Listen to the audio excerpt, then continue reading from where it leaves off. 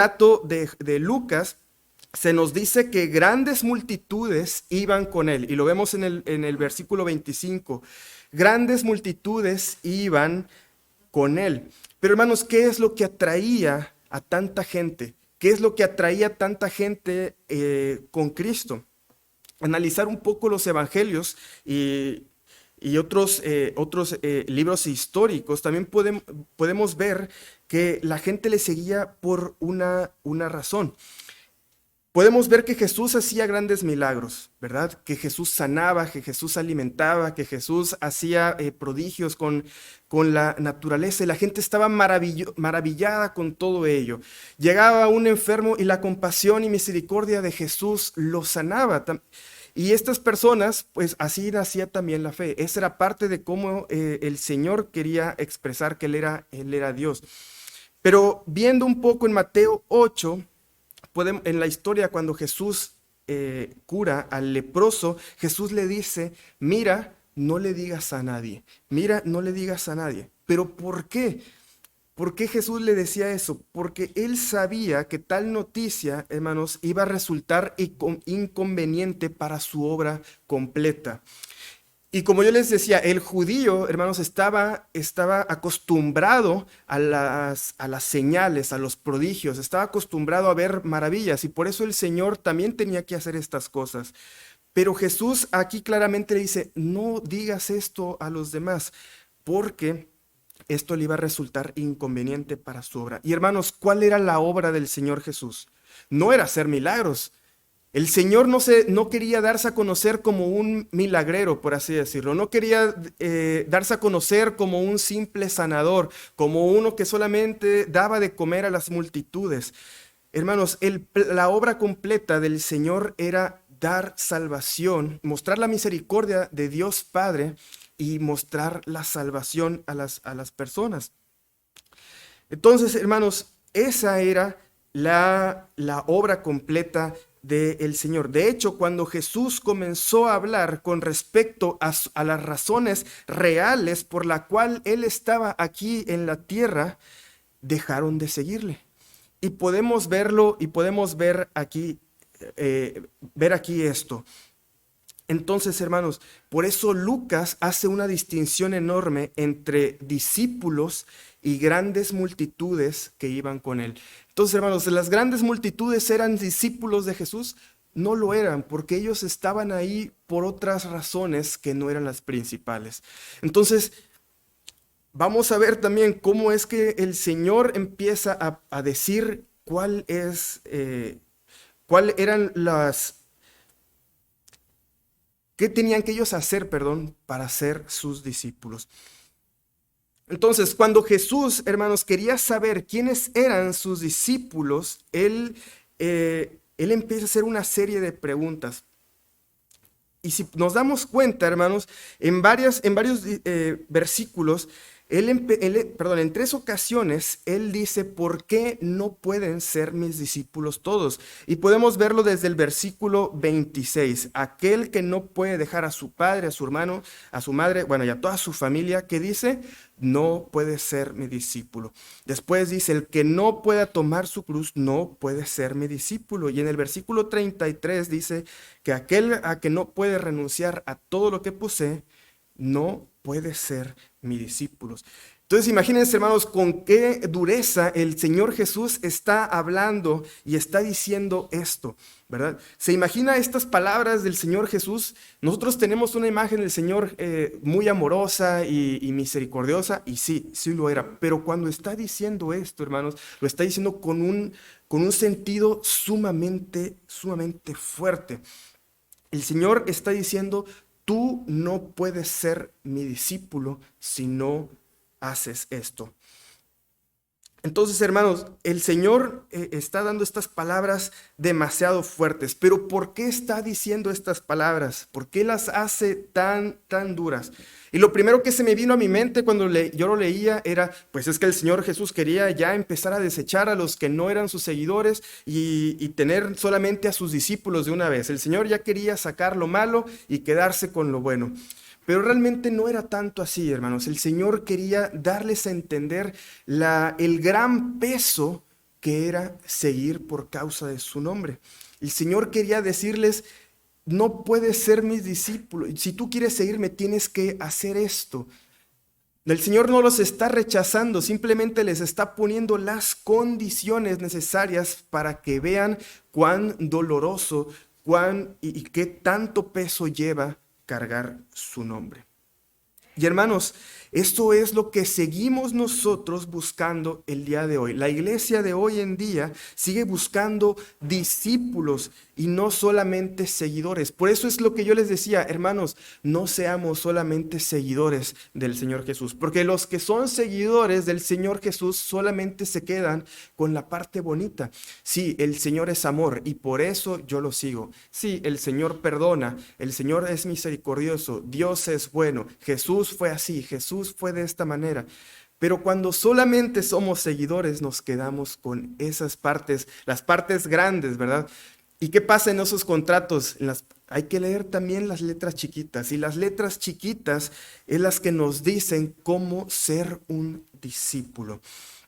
Y hermanos, en este segundo punto, ese fue el primer punto, de que no hay que ser solamente seguidores de nuestro Señor. Y como segundo punto, los discípulos de Cristo tienen en segundo lugar 3 áreas sensibles de la vida. Y hermanos, aquí en este punto voy a extenderlo un poquito más. Veamos el versículo 26. Versículo 26 y 27 dice así: grandes multitudes iban con él y volviéndose les dijo, si alguno viene a mí y no aborrece a su padre y a su madre, mujer e hijos y hermanos y hermanas, y aún también su propia vida, no puede ser mi discípulo. Y hermanos, el primer punto que los discípulos de Jesús tienen que tener como secundario en su vida son sus relaciones personales, sus relaciones personales. Y hermanos, cuando el Señor Jesús dice el que no aborrece a su padre y a su madre, obviamente no lo está diciendo con un sentido ordinario de la palabra que nosotros conocemos. No está diciendo ódialos, déjalos ya no veas por ellos. Simplemente ódialos. No se está refiriendo completamente a eso. Pero al tener nosotros una mayor lealtad y preferencia por nuestra familia en vez a la de Cristo, nosotros estamos aborreciendo a Cristo. Antes que a los miembros de nuestra familia, tenemos que amar a nuestro Dios. Así que, hermanos, nuevamente, si usted quiere ser un discípulo de Jesús, tiene que poner sus relaciones personales como segundo lugar al entrar a Él. Los discípulos de Cristo no tienen otra prioridad más elevada en sus vidas que Cristo, hermanos, por encima aún del amor hacia otros miembros de su familia. Y hermanos, nuevamente los digo, no es que usted tenga que odiar a su familia que no conoce de Cristo. Usted los tiene que amar a ellos, porque el amor de Cristo mora en usted y ese mismo amor de Cristo es el que los tiene que compartir con ellos.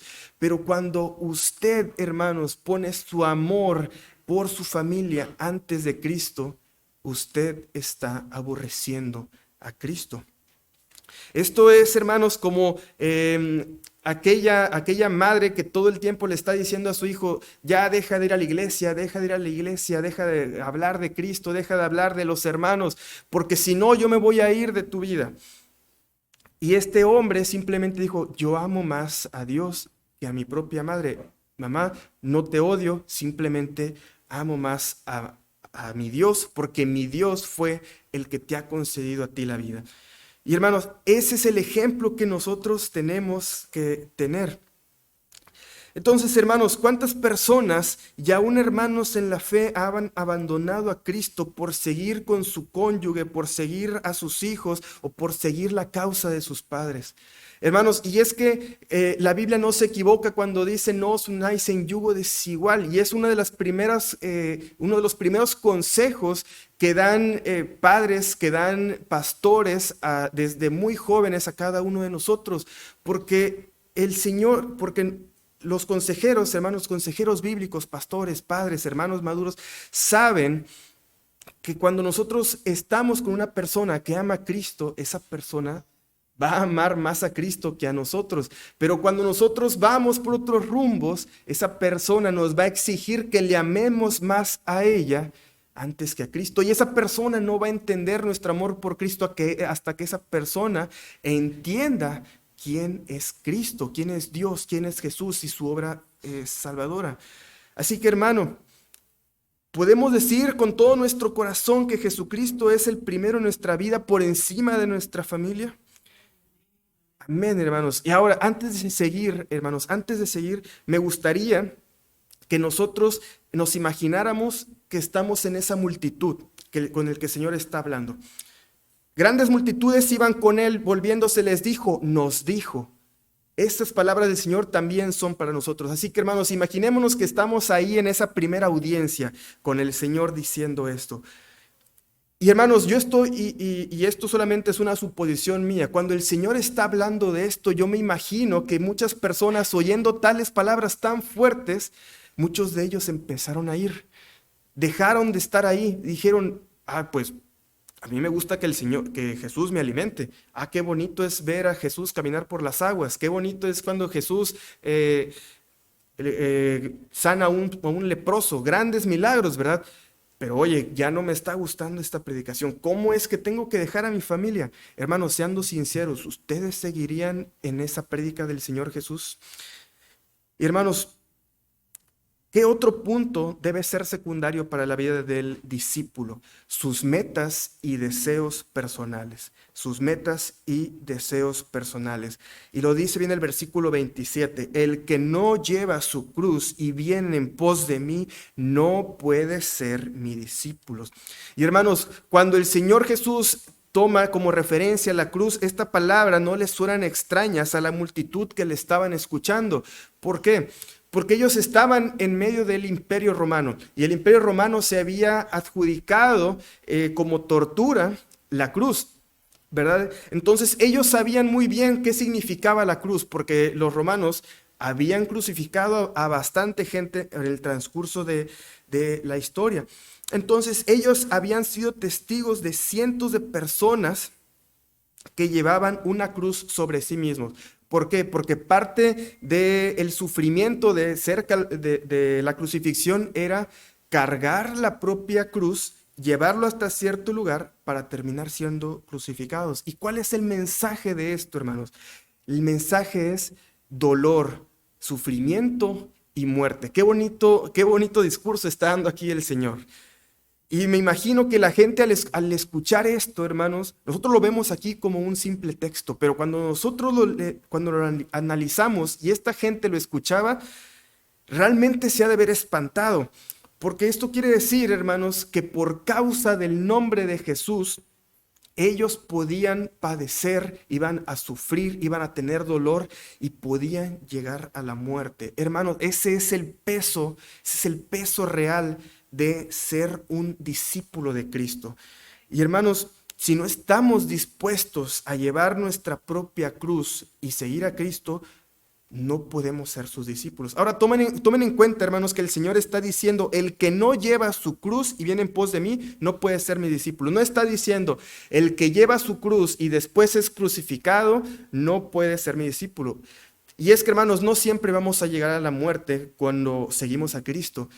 Pero el simple hecho de cargar la cruz, hermanos, es el peso suficiente como para doblegar al cristiano, al creyente más fuerte y ponerlo de rodillas y llevarlo en humillación hacia Dios. Por eso es que el Señor lo vuelve a decir, si tú quieres ser mi discípulo, toma tu cruz, aunque sea pesada, aunque te caigas, aunque estés derrotado, pero levántate y sigue, porque tú vas a ser mi discípulo.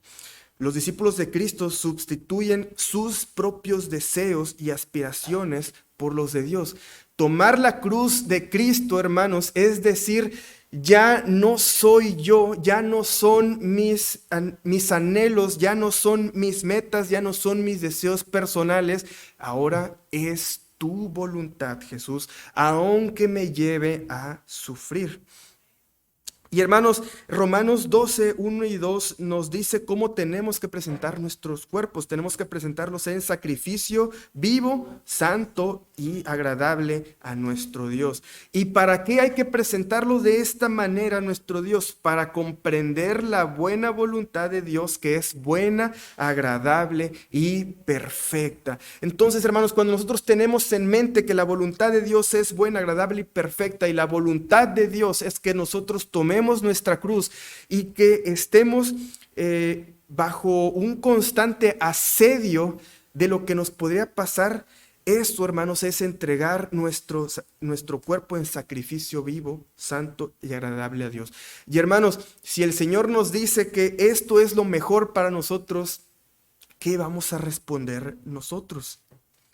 Quien no quiere llevar su cruz e ir en pos de Cristo no está dispuesto a presentar este sacrificio y por consecuencia no puede comprender la voluntad de Dios, no puede ser su discípulo. Así que en pocas palabras el Señor nos está diciendo, si quieres conocer mi voluntad, tú tienes que saber cómo es llevar el peso de mi nombre.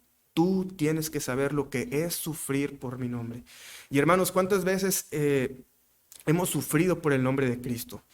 ¿Verdad? ¿Cuántas veces hemos querido presentar su evangelio y nos han rechazado? ¿Cuántas veces familia nos ha rechazado? ¿Cuántas metas y deseos personales hemos tenido que dejar por seguir a Cristo?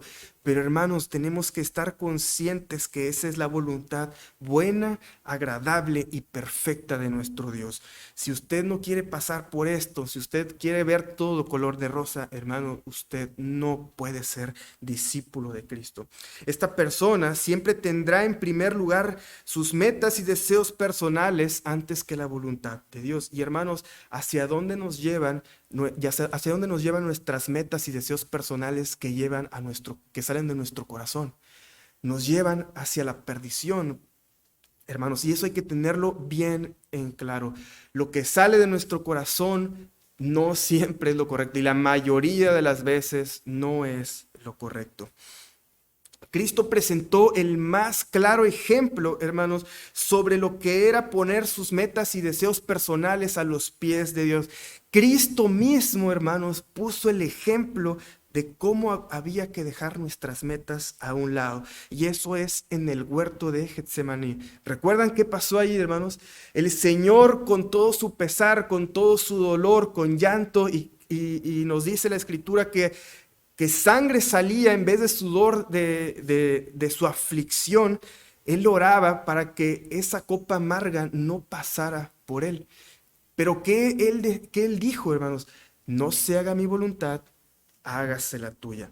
Así que, hermanos, ese debe ser nuestra oración. Cristo dejó el estándar alto. Cristo sabía que iba a morir y aún así dijo, se hace tu voluntad, no la mía.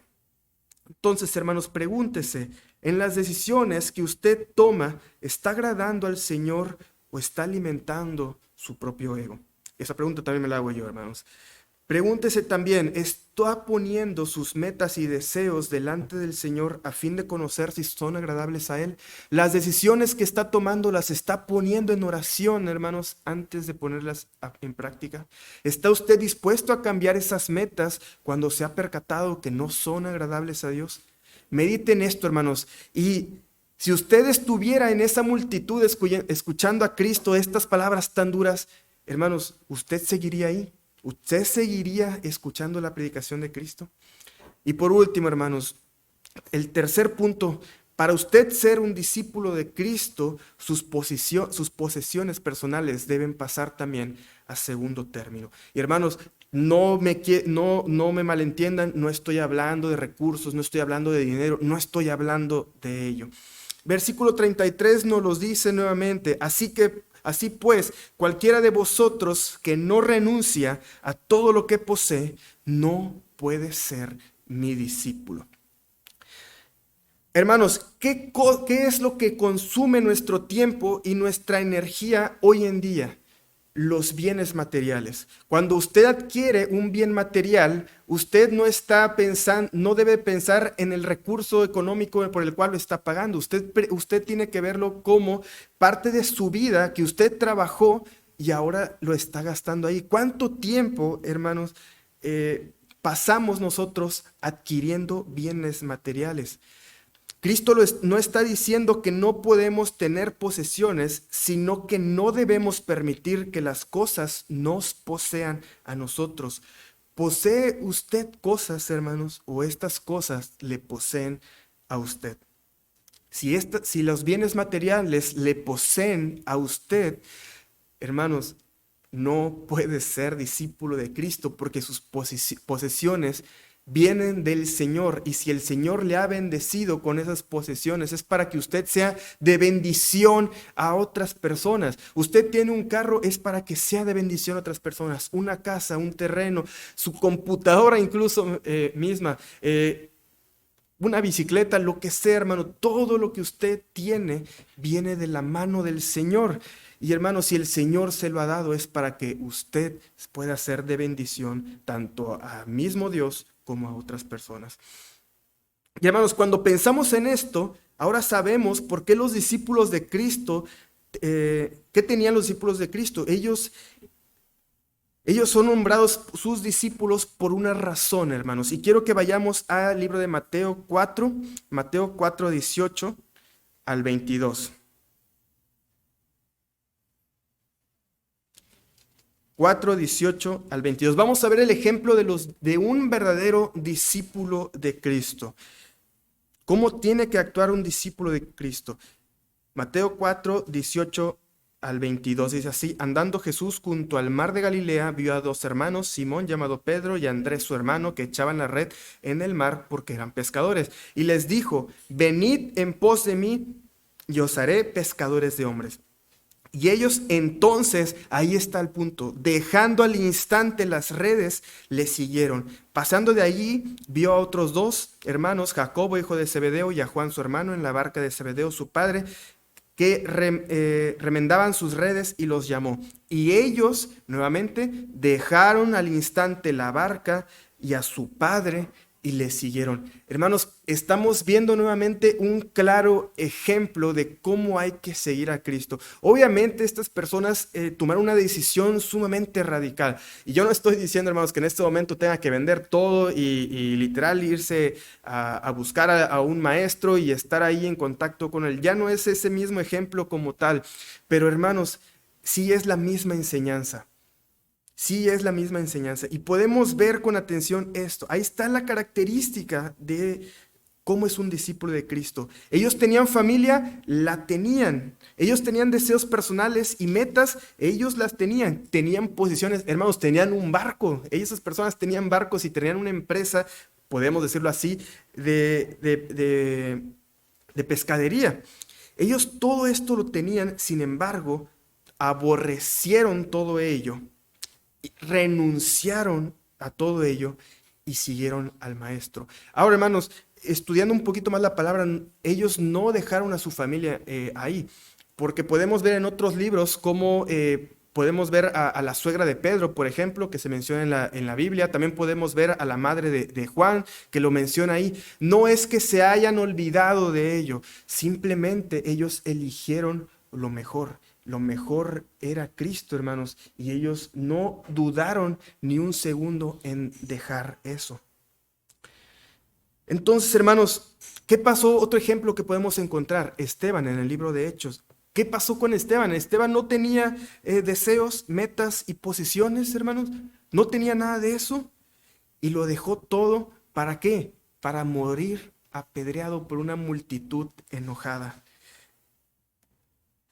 Y todo eso, hermanos, por Cristo. ¿Cuántas personas no han muerto por el nombre de Cristo en el Coliseo Romano, hermanos, durante las persecuciones, durante las grandes persecuciones que ha habido durante la historia? Hoy mismo, hermanos, hay una persecución muy fuerte y México toma un lugar principal de los principales países que persiguen al cristiano, hermanos. Y todo ello, hermanos, por Cristo. Hermanos, hace poco pasamos unas conferencias del aniversario, el 50 aniversario de la iglesia, y el pastor Samuel, que estaba aquí, nos contaba un poco de los inicios de la escuela, de la iglesia, perdón. ¿Y qué pasó, hermanos? Gente que vivía en su comodidad, en sus casas, con su familia, renunció a todo ello, hermanos, para venir y plantar una iglesia aquí, que por gracia de Dios ha pasado 50 años, ¿sí? No fue la mano de estas personas por las cuales ha prevalecido esta iglesia, ha sido la mano de Dios, pero ¿qué tuvo que pasar? Dios ocupó a hombres, los llamó y ellos acudieron al llamado. Dejaron todo, hermanos, para venir a un país, hermanos, dificilísimo para el evangelio y plantar iglesias, hermanos. Y todo eso por el nombre de Cristo. Entonces, hermanos, la iglesia de hoy en día también existe porque gente ha sido capaz de acudir al llamado de Cristo. Así que, hermanos, ¿estamos dispuestos a renunciar a lo que poseemos? ¿Estamos dispuestos a poner en segundo lugar nuestras relaciones familiares? ¿Estamos dispuestos a dejar nuestras metas y deseos personales por el nombre de Cristo? Si no es así, hermanos, no podemos ser seguidores de Cristo. Pero hermanos, si usted hoy ha llegado a reflexionar que no ha sido un buen discípulo de Cristo, la noticia maravillosa es que el Señor está esperando a que caigamos a sus pies, que pongamos nuestras relaciones personales, nuestros deseos y nuestras posiciones a sus pies. Él está ahí listo, hermanos, y eso es lo mejor. Esa es la parte bonita, de las partes bonitas del contrato cuando nosotros llegamos a nuestro Dios, que el Señor está listo para perdonarnos y para recibirnos. Así que, hermanos, en este año que está por delante, yo creo que el principal propósito que podemos decir es querer ser un discípulo de Cristo y no solamente un seguidor. Recuerde, hermanos, que un seguidor de Cristo solamente se va a quedar con las partes bonitas, pero un discípulo de Cristo, hermanos, va a estar dispuesto a entregar hasta su propia vida. Hermanos, ¿estamos dispuestos a entregar nuestra vida por causa de Cristo? Oremos, hermanos. Señor Dios y Padre Celestial, en esta mañana, Señor, hemos aprendido el duro peso, Señor,